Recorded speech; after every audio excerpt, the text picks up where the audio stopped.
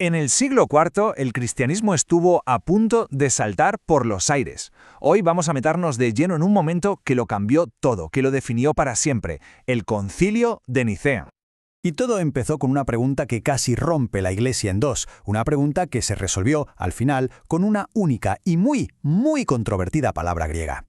A ver, en el centro de toda esta movida teníamos dos ideas completamente opuestas. Por un lado, Arrio, un sacerdote muy influyente de Alejandría, que enseñaba que Jesús era así, una criatura excepcional, pero una criatura al fin y al cabo, creada por Dios y por tanto no era Dios. Y en la otra esquina, Atanasio, que defendía a capa y espada que Jesús, el Logos, la palabra divina, era eterno y de la misma naturaleza que el Padre. O sea, un auténtico choque de titanes teológicos. Y ojo que esto no era una simple discusión académica entre teólogos, no.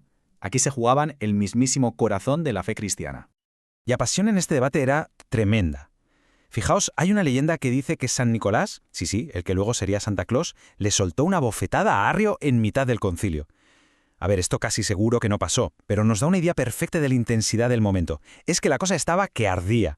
Estaban dispuestos a llegar a las manos, literalmente, por defender su idea de quién era Jesús. Y aquí está la clave del argumento de Atanasio, una de las frases más potentes y decisivas de toda la teología. El punto crucial para Atanasio era este, y es muy lógico si lo pensamos. Si Jesús no compartía nuestra humanidad al 100%, no podía sanarla. Y si no era Dios al 100%, pues no tenía el poder para salvarnos. La salvación dependía de esa unión perfecta de las dos naturalezas. Esta era la idea que amenazaba con cambiarlo todo. Si el arrianismo ganaba, Jesús pasaría de ser el Salvador divino a ser, un ser superior, un héroe con poderes, si queremos, pero no Dios. Y claro, cuando una disputa teológica amenaza con convertirse en un caos social en todo el imperio, el poder político decide que tiene que intervenir. Aquí entra en escena el emperador Constantino. Y ojo, que él ni siquiera estaba bautizado todavía. Su motivación era puramente política. Necesitaba unidad en el imperio. Y esta división religiosa era una amenaza directa a la estabilidad.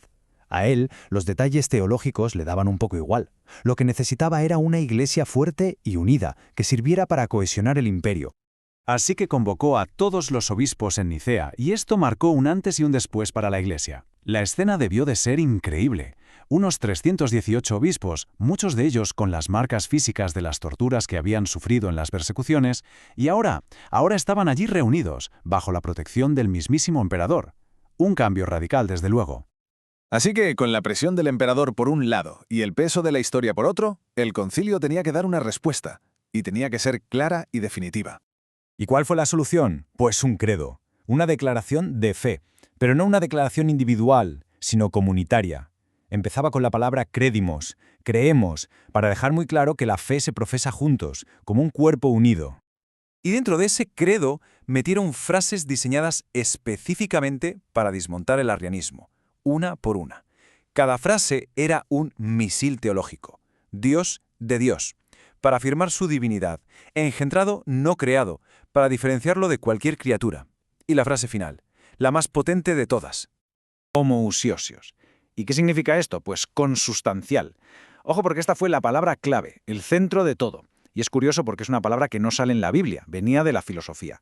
Pero con ella se afirmaba, sin dejar lugar a dudas, que el Hijo tiene la misma exacta esencia divina que el Padre. Vamos, que era la negación absoluta del arrianismo, un jaque mate teológico. Con el credo aprobado y Arrio condenado, podría parecer que la historia termina aquí. Final feliz y todos a casa. Pero nada más lejos de la realidad. La batalla no había hecho más que empezar. Nicea fue solo el pistoletazo de salida. Fijaos qué ironía. El propio Constantino fue bautizado en su lecho de muerte por un obispo arriano, y Atanasio, el gran defensor de Nicea, fue exiliado 5 veces. El arrianismo, lejos de desaparecer, se hizo más fuerte durante décadas y siguió siendo una corriente muy importante en Europa durante casi 5 siglos. Y aquí viene lo más sorprendente de todo. Durante mucho tiempo, la élite del imperio, los emperadores, la mayoría de los obispos, era arriana. Fueron los laicos, la gente de a pie, quienes se aferraron a la fe de Nicea y jugaron un papel clave para que no se perdiera. Una lección de historia fascinante sobre el poder de la fe popular. Vale, y todo esto, ¿por qué nos importa hoy, casi 1700 años después? Pues porque el año 2025 marca el 1700 aniversario de este concilio tan trascendental.